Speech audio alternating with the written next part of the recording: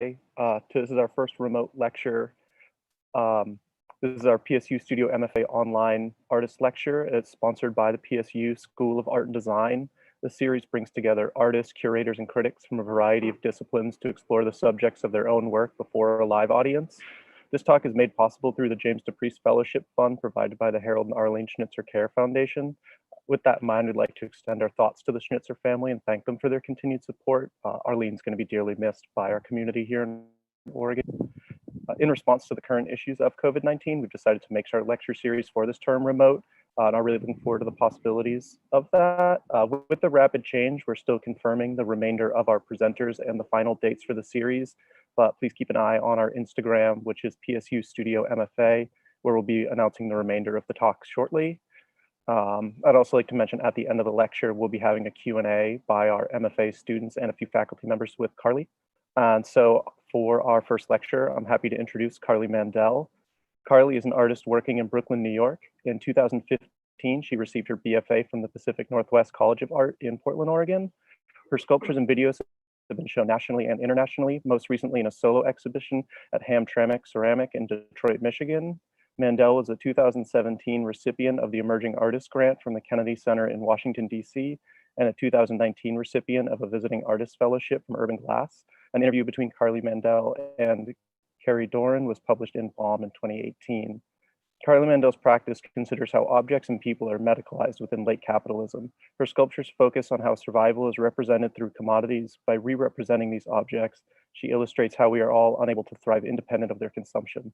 This reveals a paradox. As our society supposedly advances, our bodies weaken, and we see more of a struggle to succeed or even live without intervention. Drawing on her personal experiences from observing her process of becoming medicalized, Mandel's works highlight how we are augmented by medicine and synthetic objects, namely the privatization of life itself. When we were looking at artists to bring in, I was last night trying to think of like kind of what to say beyond that for an introduction, but I kind of think it speaks for itself, especially being particularly timely with everything going on. So yeah, I don't think I have to say much more, so I'll let Carly get started. And thank you so much for joining us. Thank you so much for having me and the introduction. I hope online learning hasn't been too difficult of a transition for you all.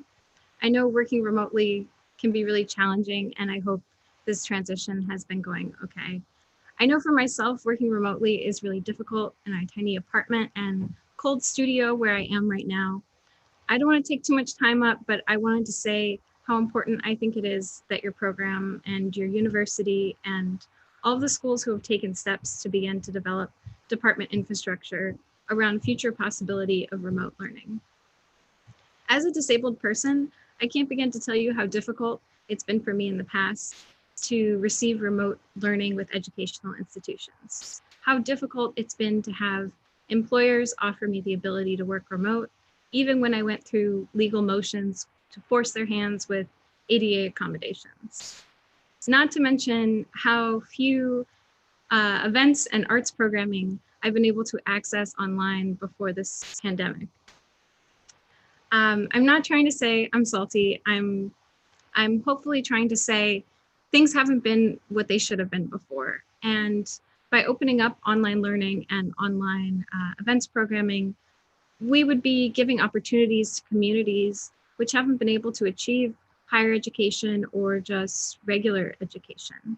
We would also have a lot less of a lonely world if we didn't prioritize in-person communication like our society currently does. This doesn't just leave behind those who are disabled, it also leaves behind those without financial gains or with family situations which keep individuals geographically from going to college. Thank you. I will move on and talk about my practice for a bit and then go into some slides, and then we'll have some questions. My practice considers how objects and people are medicalized within capitalism. My sculptures focus on how survival is represented through commodities. I find by re-representing these objects, I'm illustrating how we are all unable to thrive, independent of consumer consumption. This reveals a paradox. As our society supposedly advances, our bodies weaken, and we see more of a struggle to succeed or even live without intervention. Drawing on my personal experiences of becoming medicalized, my works highlight how we are augmented by medicine and synthetic objects, and further by the privatization of life itself. My work reclaims traumas induced by privatized healthcare and the consumer wellness industry.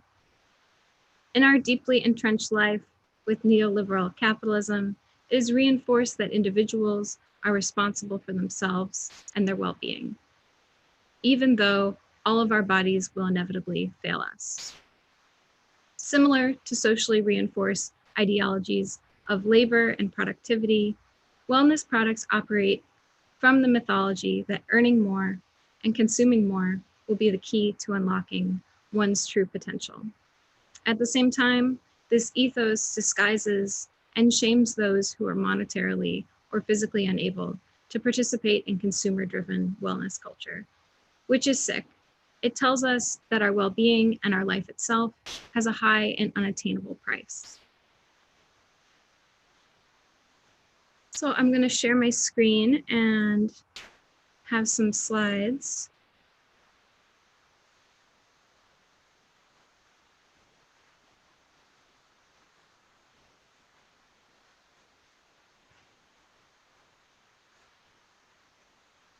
I like to do image descriptions for anybody who may have trouble viewing the screen today, if you all will bear with me. The first image on the left is from 2016 of a plastic sharps container I encased in a yellow, dyed yellow concrete body, approximately 12 inches by 8 inches by 8 inches. The second image on the right is of a metal magazine rack with hollow porcelain tubes resting on the shelves, approximately 36 inches tall by 12 by 12. This piece on the right was featured in an exhibition with the Kennedy Center in Washington, D.C., as part of a fellowship grant I received with them in 2017. The piece on the right, I was thinking about waiting rooms, and at the time I was thinking a lot about the impermanence of these magazines that exist on this very permanent and unchanging object of a magazine rack, and conflating that with the craft object, which is so precious and fragile. On the left, the sharps container, I was thinking at the time a lot about how sharps containers are these very ugly objects and how we could rethink them as a more precious and fragile object. I tend to hear with my work that the weight of the materials brings a very dark and goes to the weight and weight of these objects in your life. With sharps containers in particular, they're very hard to dispose of. There's something that most people who use them have lots laying around because you have to mail them into a hospital, and only certain hospitals take them. It's a very tricky thing, and I personally have all my sharps containers still laying around. The next image is of 3 hand exercisers machines. The handles are gray concrete. One is inlaid with crushed glass. Each is approximately 6 inches by 6 inches by 2 inches. One is inlaid with crushed glass. This piece was featured in an interview I did with Carrie Doran for Bomb Magazine in January 2018. These, again, I was thinking about how to re-represent these objects in my life. I was diagnosed with arthritis at the time, and I was supposed to use these hand exercisers to increase strength. And I just thought they were very ugly objects, all except for the beautiful spring, beautiful steel spring. And I played around and developed this concrete object. And the objects, which is interesting, is that they're still functional despite having the concrete on them.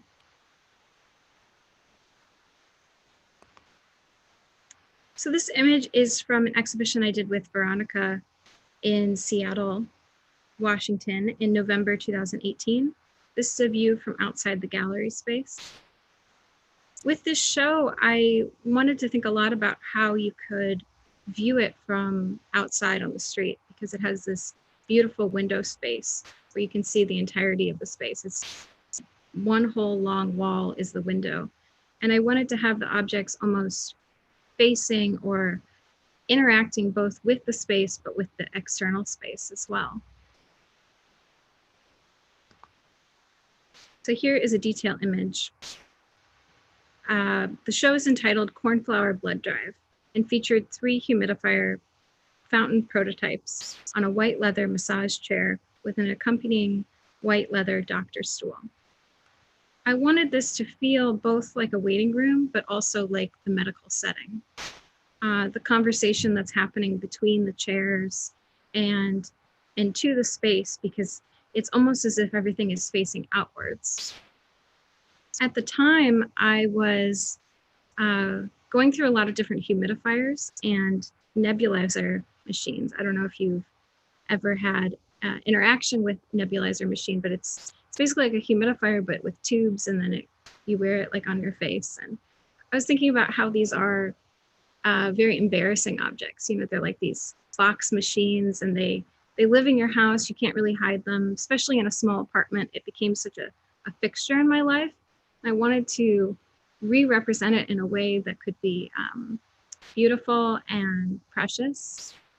So these were like how I could experiment with making these humidifiers. So the one on the far right is very tall, and the mist could billow up the 2 spheres and collect and then go out the top 2 holes. And the one in the middle is a fountain, but mists from the bowl. So the water billows over the top piece and then collects in the bottom and mists out of the bottom. And then on the far left, it's a big bowl, and the mist would collect in the bowl and then billow out. So here is a detail of the blue double base. The piece is a teal blue concrete and ceramic vessel, which misted water out of the top of the holes that you can see.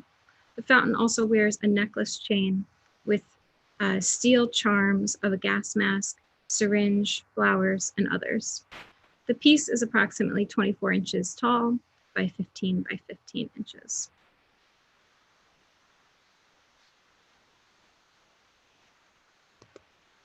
Here is a detail of the shell bowl. You can see the mist is collecting in the interior. It is a large ceramic piece in a lighter cornflower blue, adorned with shells. There's a visible plug inserted into the side body of the sculpture. And here is the view from the top. I called this show Cornflour Blood Drive. At the time, I was reading this piece about horseshoe crab blood. Horseshoe crabs are harvested for their blood, and they take all of these horseshoe crabs and they drain them of their blood in like this uniform blood drive. The blood that comes out of the horseshoe crabs is this beautiful cornflower blue color. What they use this blood for is for testing medications. They test the toxicity of medications that I'm on these crabs before they roll out into market. And then they continue to do it for each batch. So we have in the US a very large production of harvesting and collecting blood from horseshoe crabs.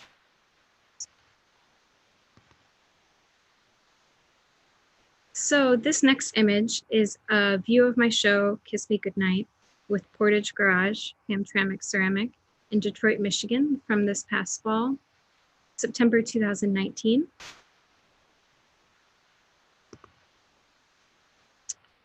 This is a detailed shot of the XXL medical ID bracelet with grab bars. On the bottom is a steel fabricated curved medical ID bracelet, and on top is a large glass bead, both suspended on the wall by chromed grab bars. The glass bead is 18 by 10 by 10 to give you an idea of scale. With this work, I was both thinking about medical ID bracelets and the inherent weight and trauma and embarrassment that they might hold. by removing any text from it and just having it be this larger than life object, it's both funny and also, I think, brings it into an object of consideration. And the glass bead is to adorn or think about these grab bars in different ways than what is traditionally, what they're traditionally used for. Also, the grab bars are one on top of another. So you could imagine that this wouldn't be very practical. They're also hung a little bit higher than your eye level, so it wouldn't be too useful. So in this next room, you can see 6 shoe tables in an almond color with the mirrors affixed to the front of the object. On the top are different prototype sculptures of real life objects. So I thought about this install as a retail space, as like a showcase to these objects that are referential of real life objects, but also when placed all together, there's consideration for what is the purpose of having all of these in one space. Also, I think the almond color is referential of medical spaces. So then you've got the shoe rack, which is very retail, but not just retail, but old retail. So the first in this series is the chest expander prototype. It's in ceramic and steel. For the exhibition map, I sourced image object descriptions from eBay, Alibaba, Amazon, and I'm going to read those out loud to you. Multifunction design, hand strengthener, finger exerciser, wrist exerciser, forearm exerciser, chest, shoulder, massage, muscle builder. Easy to carry and storage.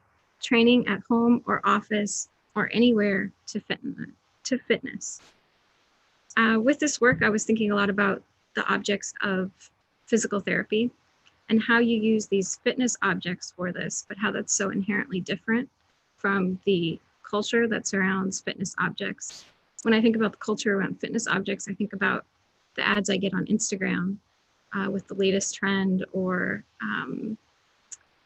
things you don't need, ab machines you don't need, things that you could be using other objects for. But then looking at them in the context of like a medical setting, like physical therapy, how silly and sometimes beautiful these objects can be, like with the steel handles on this. So next one is a paper sorter prototype in brass, nylon, and glass. So you can see it's like a paper sorter and the glass sheet is like medical paperwork. Thinking about the way you organize and keep track of these things because so many medical systems are disjointed. Some are online, some are paper mail. I don't know about you all, but I don't have a good organizational system for this. The description that I had in the show reads, "Don't get flustered trying to remember your medical history. Medication names and dosages. Write it down ahead of time in my admitting information. Keep full-size copies of your diagnostic reports readily available for immediate treatment decisions in my diagnostic reports section."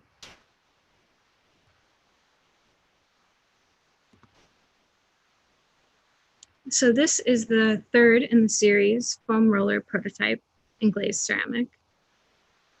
Again, with the physical therapy to fitness aesthetics and wellness aesthetics, I've been very interested in foam rollers. This is the first foam roller I've done, but for an upcoming show, I have quite a few that I am working on right now. I'm excited, different aesthetics. I mean, I think these objects are really beautiful. Some are spiky, some have like the round things, and then they have like line kind of things on them. And interesting color decisions too. I even saw an ad the other day that was like a foam roller water bottle. It's a water bottle and a foam roller. So you can like take it to the gym and have both.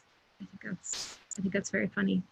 The description for this is foam roller heals damaged soft tissue, increasing flexibility and range of motion while reducing pain and soreness. Enjoy therapeutic benefits like decreased recovery time from injuries and increased mobility. See same benefits as deep tissue massage, soothing knots, and removing adhesions and trigger points. So this next work is a little difficult to see because it is clear glass. It is the tissue box prototype. So if you can see, it is a tissue box shape and then the glass tissue as well. The description for this reads, stock up and make sure you and your entire family are prepared for allergies, colds, or whatever life throws at you. I had a year of my life where I had pneumonia over and over again, and tissues became part of my life, thinking about how these objects could be re-represented in ways that aren't reminiscent of my grandmother and ways that could be more part of your everyday life. Art objects, preciousness. This next is humidifier prototypes A and B. These were the next series of humidifiers I did. In the front is a glass base holding water, and in the back is a glazed ceramic piece in black and silver, and they both hold water. The description reads, ultrasonic cool mist technology safely moisturizes the air for up to 16 hours of continuous operation, so you can breathe easy and get a more restful sleep.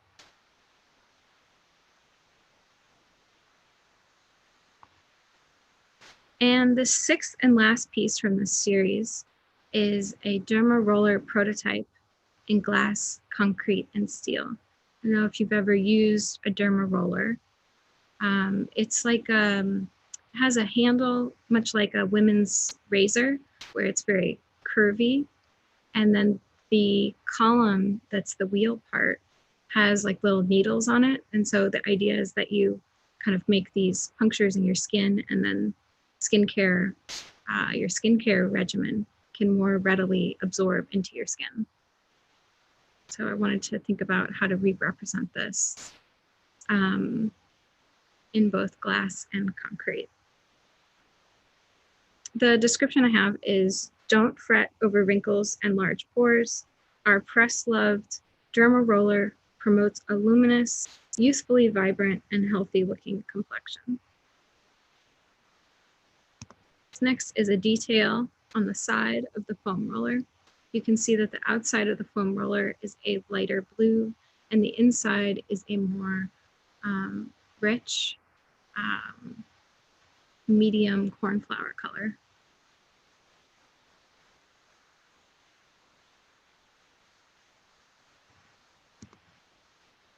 And the last image I have for you is an image of all of the tissue boxes I made. This last year in 2019, I did a residency with a glass studio, Urban Glass, where for a year I experimented with glass work. Here is a collection of new glass tissue boxes I made in my time with them. So I have a lot of other new work. I'm excited, upcoming in May as it's scheduled, though it will probably be postponed. I have a solo show with their gallery, Agnes Vargas, in downtown Brooklyn, curated by Carrie Doran, who wrote the Bomb magazine article with me in 2018, where she interviewed me. So I'm really looking forward to that. I have one thing here. Stop my share. And I want to show you, while we're in my studio, a piece, a live piece. So I don't know if you've ever seen Sharps containers. I'll show you one.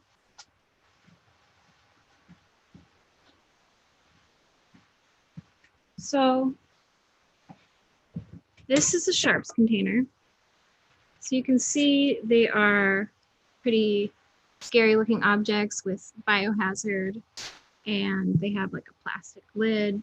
They come in different shapes, but they generally look like this. And I think most people would say they keep it like under their kitchen sink, kind of this shameful, embarrassing object.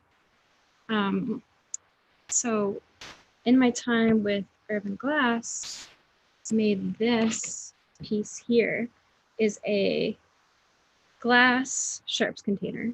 You can see it's full of sharps. These are both mine, and my dear friend Beatrice gave me some to help fill it up.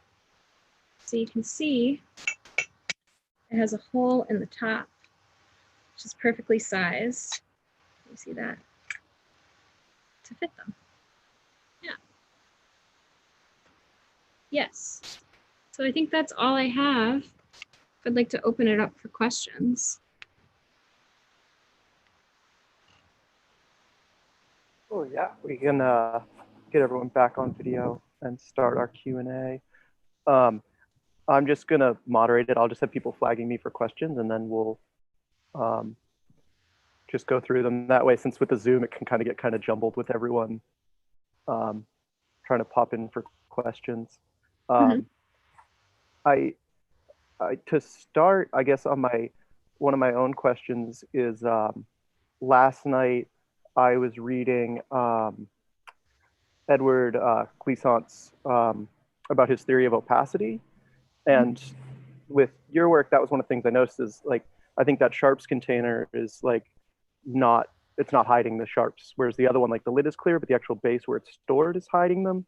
And then with some of the objects being the transparent glass, and then I guess how much in your work are you trying to explain the situation to the viewer and like educate them, or like kind of running on your own personal experience, or kind of, yeah, what's your level of trying to translate it to more able-bodied people, or just is that, I don't know, where does that sit for the conversation for you, if that makes sense? Yeah, I think I struggled with that. I struggled with that when I started making prototype objects, because I really don't want to be in the position of having to explain and educate. I don't want that to be all of it. And so I kind of moved towards these were universally accessible objects, like using objects from physical therapy. They're also fitness objects. These are things that other people are aware of, and it's the opportunity to view it from like a different perspective. As far as opacity, I would like things to be, I think they could be understood or not understood, and I think the point still exists. At least I think so. I loved working with Urban Glass and the opportunity to actually working with clear. The exciting part about glass is I'll do transparent. Yeah, and I was looking at your interview with Baum. In that you mentioned the working with glass and not having that kind of rigid traditional structure of a specific physical ability to do it. How was that experience, and how did that play in, or did you, like, I guess how did that, yeah, just the whole time at Urban Glass go? And it was really good. It was really nice to learn like a traditional craft medium. I did study sculpture when I was in school, and I have been like trained in ceramics and like learning the traditional ways of that. If anything, I think it was kind of triggering for me of, there is a right way to do something. And we all know that there are so many different ways to do things. You don't have to abide by just one set of rules. So I did find myself kind of reacting to that, but I think that it was good. I think it was good. What's so great about working with glass is that you work with a team by necessity. And I think the thing that I struggled with the most was being able to have other people come into my practice and trying to make sure that I didn't lose what I was trying to do or lose my aesthetic because someone else had their hands on what I was working on. yeah, totally. We had a question from Raja, if she wanted to ask. Hi, thank you for the talk. That was very interesting. My question has to do with some of the language that you used. You used the words shameful, embarrassing when you're talking about some of these containers on objects. And so I was wondering, where do you think some of these ideas of these objects being shameful and embarrassing kind of come from, especially as somebody who's using them and needs to use them, and they're helping, helping your health, having these kind of, or labeling them as shameful or embarrassing seems negative. And so I was wondering, where do you think some of these ideas or language of categorizing these objects as shameful or embarrassing comes from, and how do you think that's potentially harming people's health or changing their ways in terms of how they're dealing with these objects or interacting with them? Thank you. I think objects for the disabled are inherently connotated as embarrassing or shameful. It's like the perspective that comes in, it's the ableism that comes in. When I started making prototype objects, the first thing I made was a shower chair. When I made the shower chair, it was thinking about a close family member to me who needed to use a shower chair. And I was coming at it with the perspective of, this is a great object. You know, someone needs to sit in the shower, they should be able to sit, and then they can shower by themselves. And I was thinking about it as this like beautiful and like funny object, just in the way it's created. And then when I made it, I think I had a studio visit where someone came over and they said, this is so sad. This is so sad to me. And I was just like floored, because it was like I had been so in my perspective and so in my experience that I had forgotten ableism and the outside perspective that prevails. I mean, it's canes, it's, a bedpan, it's objects like that are actually really great objects, but we think about them as, oh, you're at the end of your life, you need these objects, you're not functional, you're not capable, is the general perception.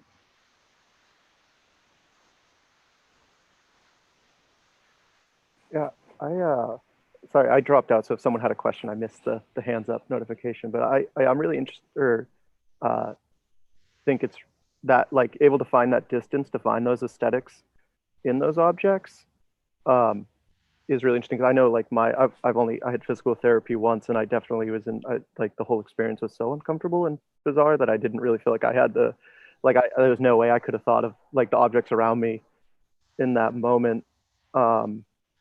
So I think that's really, I guess, beautiful, and it's I don't know the word, but to be able to find that in those situations as well.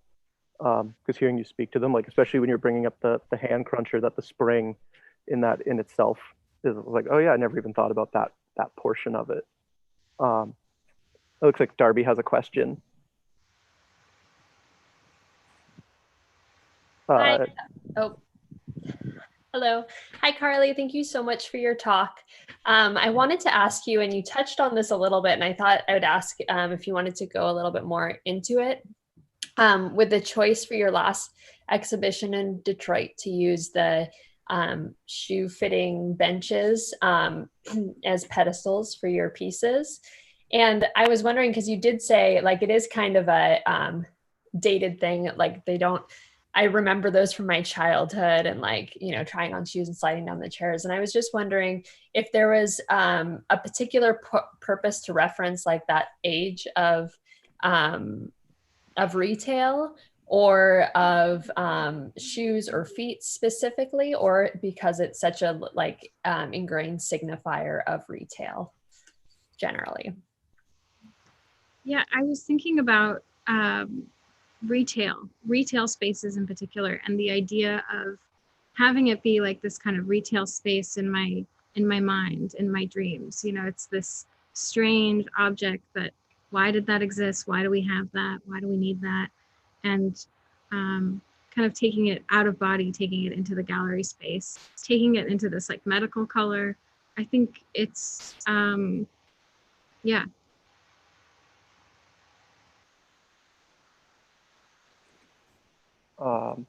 One thing I was wondering about as well, with the charm bracelet pieces, and then kind of that idea of like the charm or like the good luck token, and I think that kind of I think I'd coin it like a spiritual materialism, or like that kind of alternative idea of luck. Like I know it's such a thing with like Goop on Netflix right now.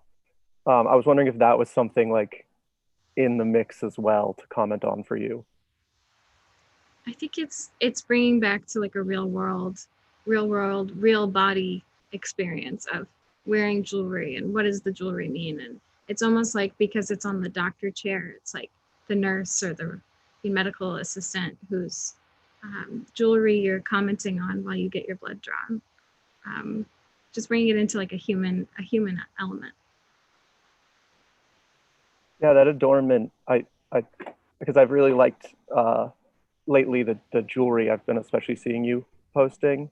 And yeah, I think that like seeing that, thinking of that as like adorning human bodies, and then the adornment of the objects and these really cold, sterile things is really interesting as well. Sorry, I'm such an interesting word person. Looks like Erin has a question.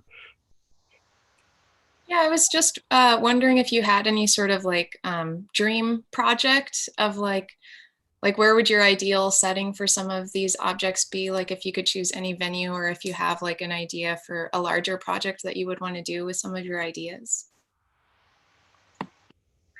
I would love to do everything larger. With the jewelry that Alex is mentioning, it's like these, I don't sketch, but I make like 3D models of sculptures that I've already made. And I'll just like make a 3D model, and you can have it cast, or you can have it CNC'd. That's like some of this work is like CNC'd work. It's ways of representing, and my dream would be to just do anything so much larger, do public art, do can't tell you how many things I applied for to do like a 20-foot tissue box. Want to do really big, really great. I guess kind of alongside that with the public art end, I was reading the sick woman theory, and that one of the initial, sorry, I'm forgetting names, but the initial statements that they were kind of going against was that public versus private space, and that if you're in a public space, it becomes inherently political, which is then devaluing the private space. And I think that also speaks to, which is kind of a long-running conversation, like the activism of being in the gallery space, and that kind of who's allowed, who's not allowed, that kind of conversation. Is that something you are trying to confront, or is it like planning on dealing with, or like, I guess, thoughts on that? I think in general, something I'm conscious of is the idea of accessibility and being able to access. There is the thought, and I'm familiar with that text, that the inside versus outside space becomes inherently political when we're in public spaces. But I think we also become accessible when a wide range of people can access and view the image that you're seeing. And it is part of it, I think.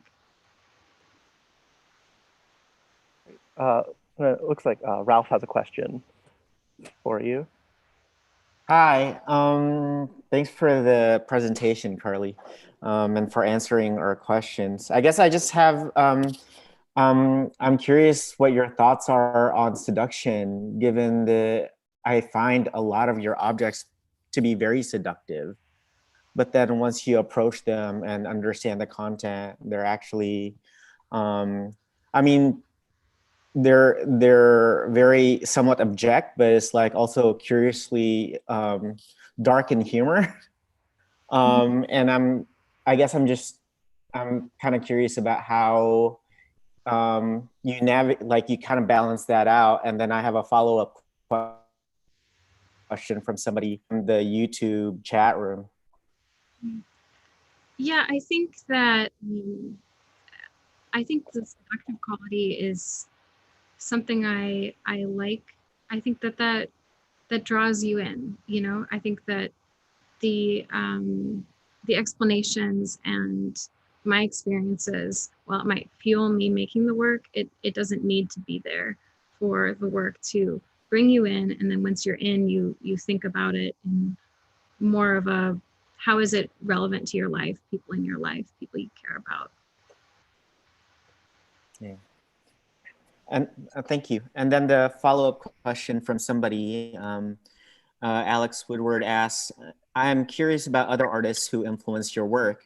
I immediately thought of Shauna Moulton, but with less humor. Also, how do you balance humor with real trauma and pain? I think trauma is in humor and trauma are one and the same, that it's a good way to process. And I think trying to think about things outside of my experience is a good way for me to process things. What was the second part of that question? I guess Alex is curious about some influences that you've had. I think I am very influenced by my disabled peers. Joanna Hedva, who wrote the piece Sick Woman Theory. Of course, long list of friends: Sharona Franklin, Katya Tepper, Carolyn Lazard, Park MacArthur, dear friends Cole Liu, Khalil Irving. Yeah.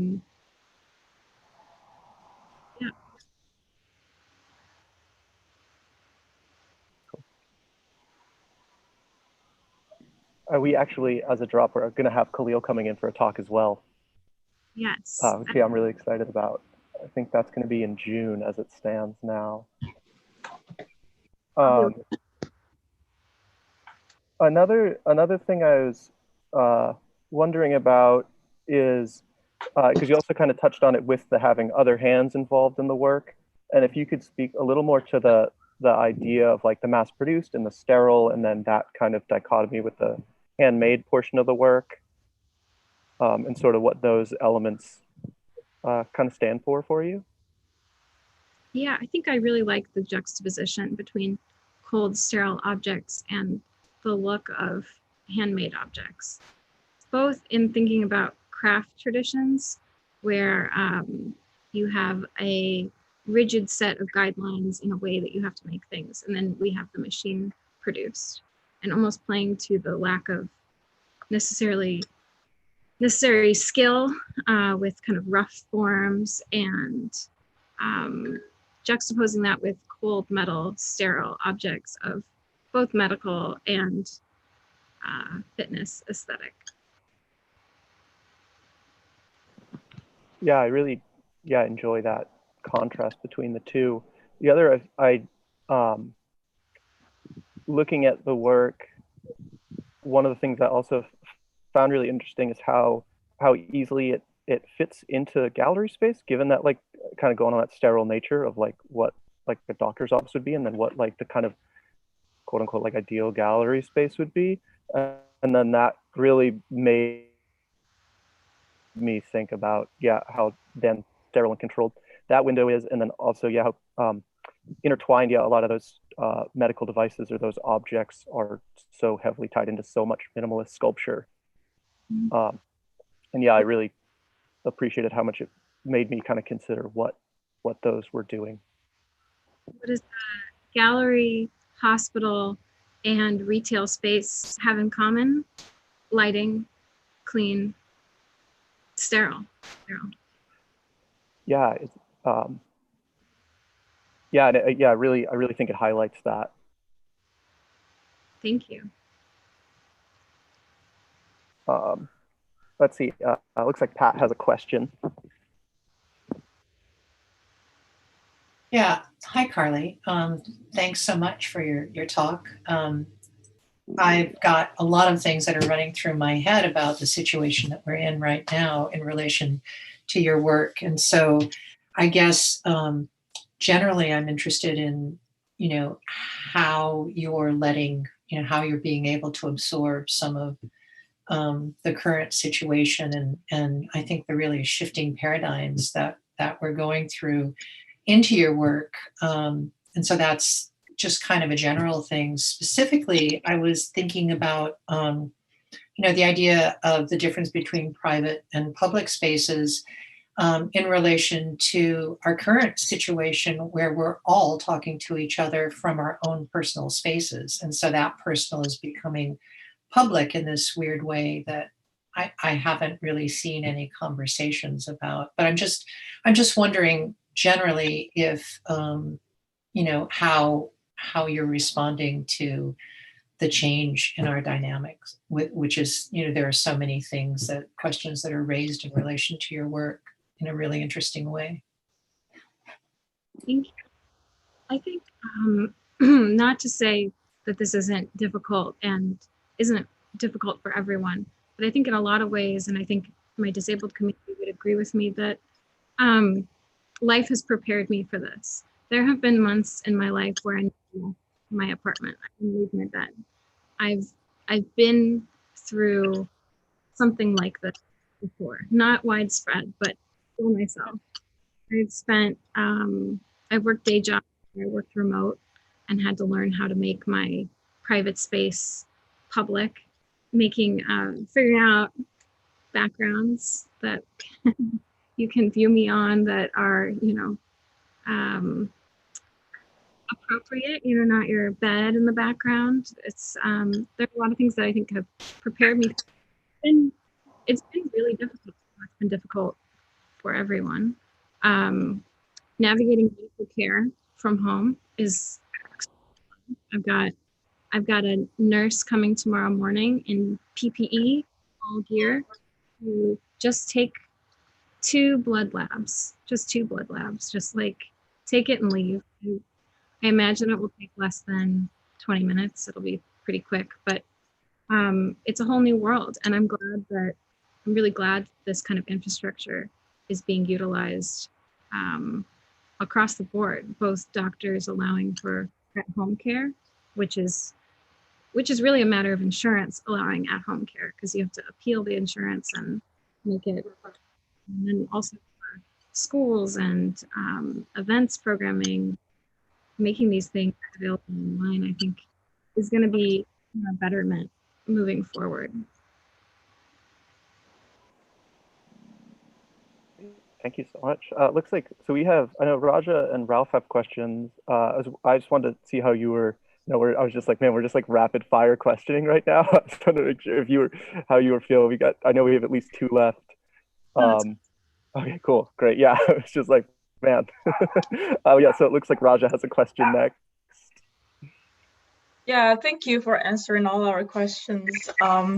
You mentioned in your artist statement that you know, the medical system, especially here in the US, is very much very private, and so there's this idea or push that, you know, we as individuals are responsible for our own care, both in terms of, you know, paying for it, but also in terms of making sure we do what we need to do, it whether it's, you know, eating avocado toast or you know, whatever, all sorts of things, but it's basically up to us individually. And I think also from my experiences, I feel like it's not that simple, it's not that straightforward, you know, to say to somebody, it's up to you to take care of yourself and to get the medical you know, health or the medical help that you need.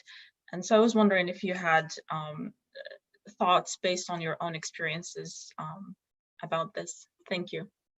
Yeah, I mean, just I think not only is it, you know, on us to find our insurance or, you know, figure out every single step of our lives, we have to figure out ourselves, figure out what kind of fitness we want to do, what kind of diet we want to do.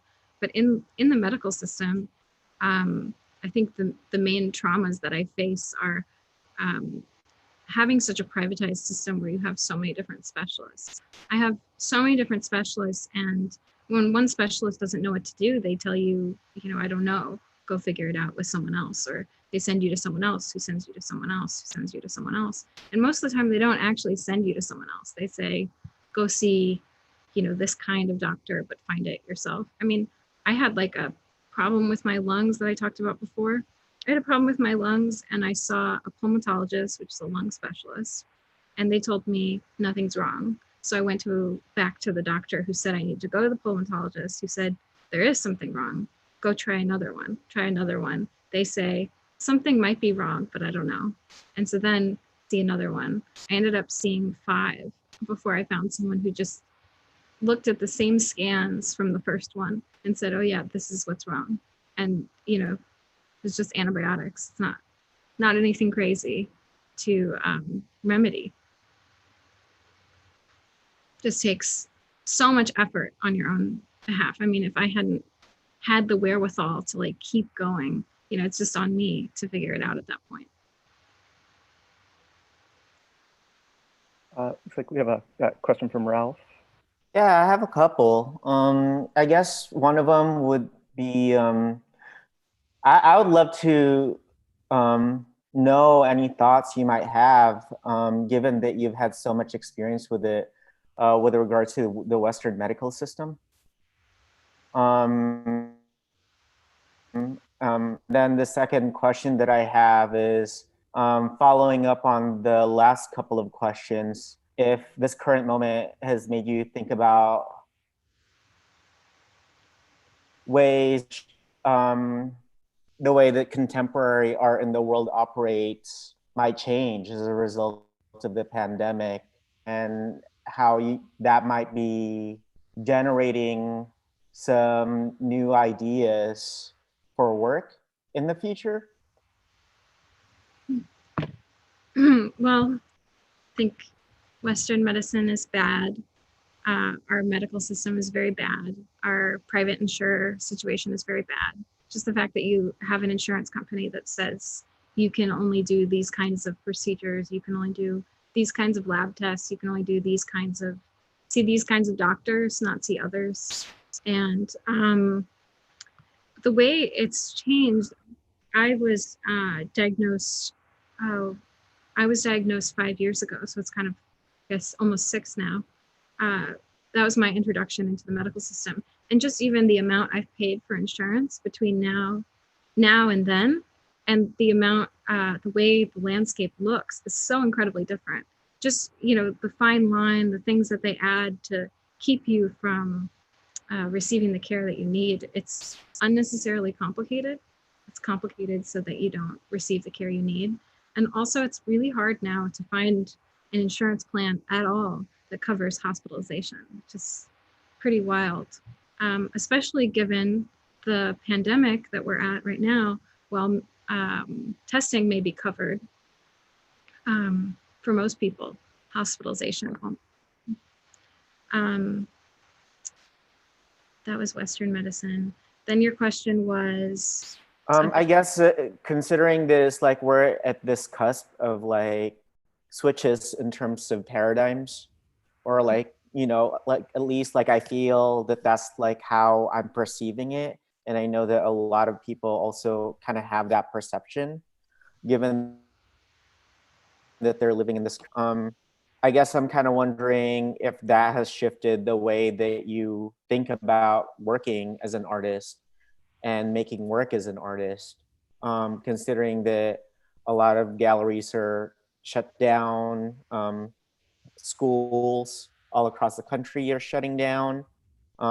There's a lot of support for artists that have been provided in the last couple of weeks by different institutions who would operate differently otherwise. A lot of things are shifting in terms of like the ways in which institutions are operating. And I guess I'm kind of wondering how if that influences the way that you think about working in the current moment, or at least like if you've thought about it. Mm-hmm.